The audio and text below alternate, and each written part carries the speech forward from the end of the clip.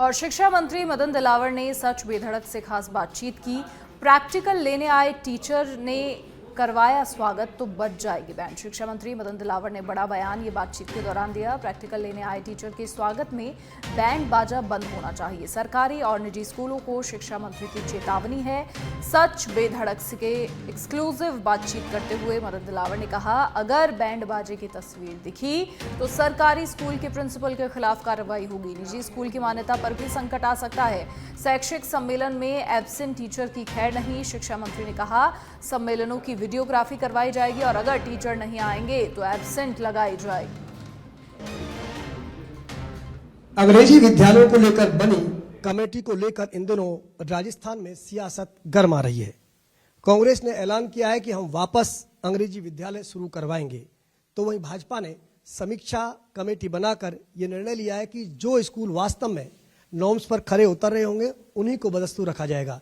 इन तमाम विषयों पर मेरी बात करने के मेरे साथ हैं शिक्षा मंत्री मदन दिलावर। मदन जी, गोविंद सिंह डोटासरा कह रहे हैं कि बीजेपी की तो औकात ही नहीं है जो स्कूलों को बंद कर दे। गोविंद सिंह डोटासरा जी के बारे में मैं कुछ नहीं बोलना चाहता, क्योंकि वो कैसा बोलते हैं, क्या बोलते हैं, उन्हीं को पता नहीं रहता। अशिष्ट भाषा का प्रयोग करते हैं और हम यानी माननीय भजन लाल जी शर्मा की सरकार ये चाहती है कि बच्चों को अच्छी शिक्षा मिले। जो महात्मा गांधी विद्यालय, अंग्रेजी विद्यालयों की आप बात कर रहे हैं, इन विद्यालयों में सोच समझकर काम करना चाहिए था। कोई भी काम करने से पहले उसका प्रारूप बनता है कि जैसे कि इन्होंने अंग्रेजी माध्यम विद्यालय की सोचा, तो उसमें अंग्रेजी माध्यम की विद्यालय खोलेंगे तो भवन कितना चाहिए, फिर अंग्रेजी माध्यम के शिक्षक कहां से आएंगे और उनकी पाठ्यपुस्तकें कहां से आएगी।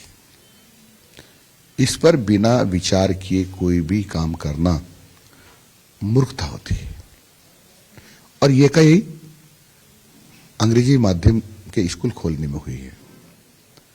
गोविंद सिंह डोटासरा जी, माने सुखजी गहलोत साहब से आग्रह करना चाहता हूं कि आखिर में राजस्थान के बच्चों से ऐसी आपकी क्या दुश्मनी थी कि आपने बिना विद्यालय खोले हिंदी माध्यम के विद्यालय पर जाकर के बोर्ड लटका दिया। उसके दुष्परिणाम क्या हुए कि जो अंग्रेजी नहीं पढ़ना चाहते थे उन बच्चों को वहां से भगा दिया, जाओ कहीं भी पढ़ो। और वो बच्चे दर दर की ठोकरें खाते फिरे। कई ने विद्यालय छोड़ दिया, यानी पढ़ाई छोड़ दी, कई ने प्राइवेट स्कूलों में जाके शरण ली और इससे सबसे ज्यादा नुकसान हुआ है छात्राओं का।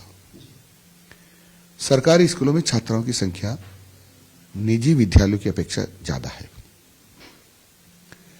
और इसलिए छात्राओं को जो का स्कूल जब अंग्रेजी कर दिया, अंग्रेजी माध्यम कर दिया, तो बच्चियों को दूर जाना पड़ा। तो कई बच्चियां नहीं जा पाए, माँ बाप ने भी नहीं भेजा कि 8-10, 7-8 किलोमीटर दूर हम पैदल नहीं भेज सकते। इसलिए लाखों की संख्या में छात्राओं ने विद्यालय छोड़ दिया।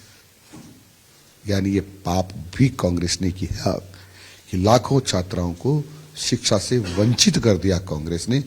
इसका पाप इनको लगने वाला है।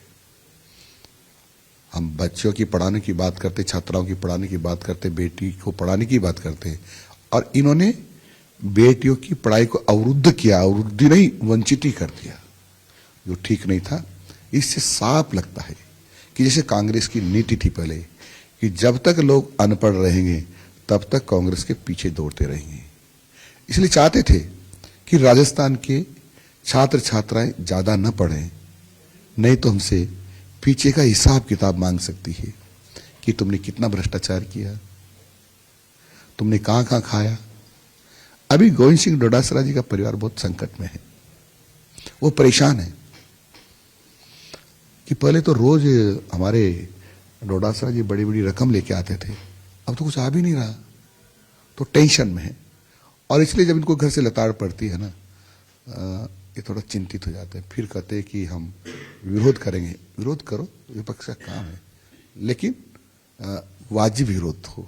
अब इनको जनता इनके ऊपर थूक रही है कि हमारे बच्चों के यानी छात्र छात्राओं के साथ खिलवाड़ करके भी और कोशिश कर रहे हैं कि भारतीय जनता पार्टी को कटघरे में खड़ा कर देंगे।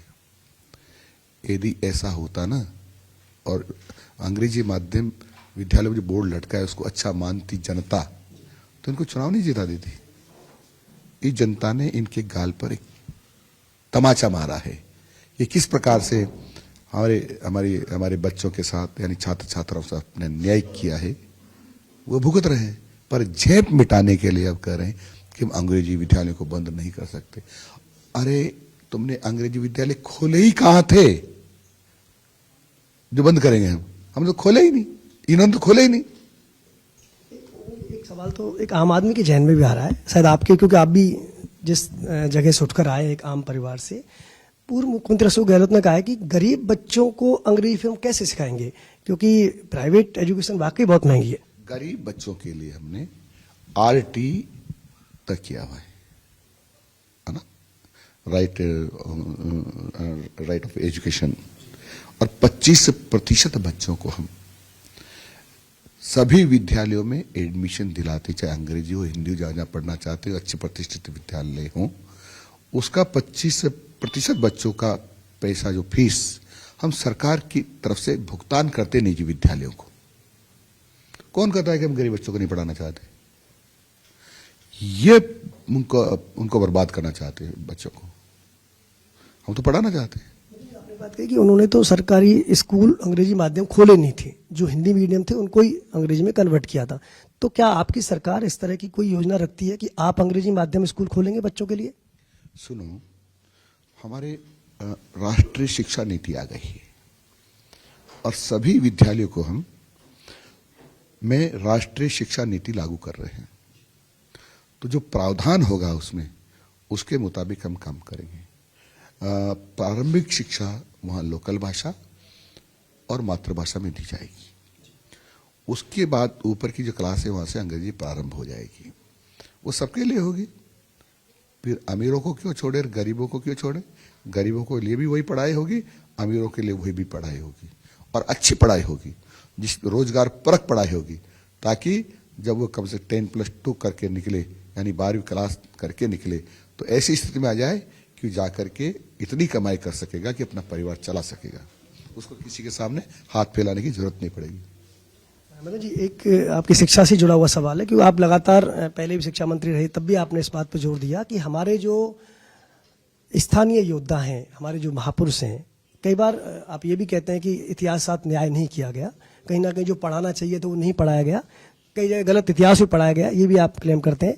तो क्या अभी ऐसे तमाम योद्धा जिनको जगह नहीं मिल पाई इतिहास में, या उनको उनका इतिहास बच्चों को पढ़ाना चाहिए, उनको स्थान मिल सके, इस दिशा में आपकी सरकार प्रयास कर रही है?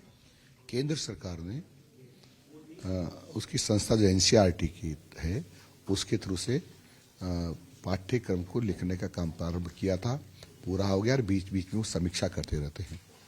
और वो कोशिश कर रहे हैं कि जो महापुरुष हैं उनके बारे में बच्चों को पढ़ाया जाए, और उन्हीं पुस्तकों को हम एज इट इज लागू करते हैं। परंतु कक्षा यानी प्रारंभिक शिक्षा की जो पुस्तकें हैं 5वीं तक की, उनको हमको लिखने का अधिकार है। हमारी स्टेट गवर्नमेंट की एक संस्था है RSCT, वो है, वो किताबों का लेखन करती है, और उसने कई लोगों से विचार विमर्श कर रही है। हमने भी एक कमेटी बनाई हुई, वो भी विचार कर रही है, और उसके हिसाब से पुस्तकें लिखी जा रही हैं।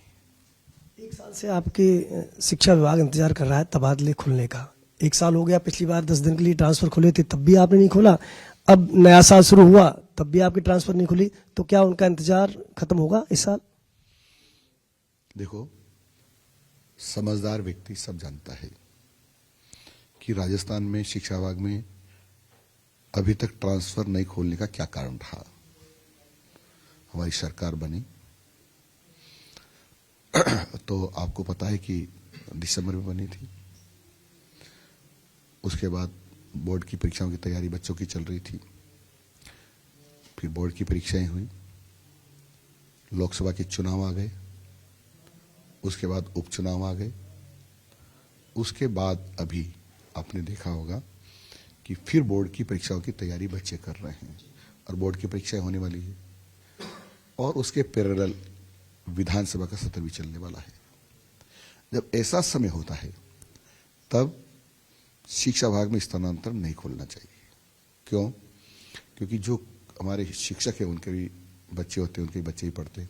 एक जगह से दूसरी जगह बच्चों का ट्रांसफर करना बड़ा टेढ़ा होता है। फिर नए यदि कोई हम खोल भी दें तो नए जो अध्यापक आते हैं उनसे बच्चों की एकदम इंटीमेसी नहीं हो पाती है, यानी जुड़ नहीं पाते हैं। उनको 15-20 दिन लगते हैं और 15-20 दिन बाद तो हमारी परीक्षाओं का एक तरह से ये चालू हो जाएगा, माहौल बनने लग जाएगा। तो ऐसी स्थिति में छात्रों के हित में ठीक नहीं है। हमारे लिए छात्रों का हित सर्वोपरि है। हमारी सरकार छात्रों का हित सर्वोपरि समझती है। जो छात्रों के हित में जो होगा वो करेंगे और अभी यही है कि अभी स्थानांतरण नहीं खोलना चाहिए। छात्रों के हित में यही है। हम जो ही बोर्ड की परीक्षाएं निपटेंगी माननीय मुख्यमंत्री जी से निवेदन करेंगे और स्थानांतरण शिक्षा विभाग में खोलेंगे। मेरे पास 2-3 मंत्रालय है। एक मंत्रालय में हमने खोल दिया ना, पंचायत राज में हम कर रहे हैं और राजस्थान में शिक्षा विभाग को छोड़कर सब में खोल दिए हैं। मार्च में उम्मीद है, मार्च में 14 मार्च को बोर्ड की परीक्षाएं पूरी हो जाएंगी। उसके बाद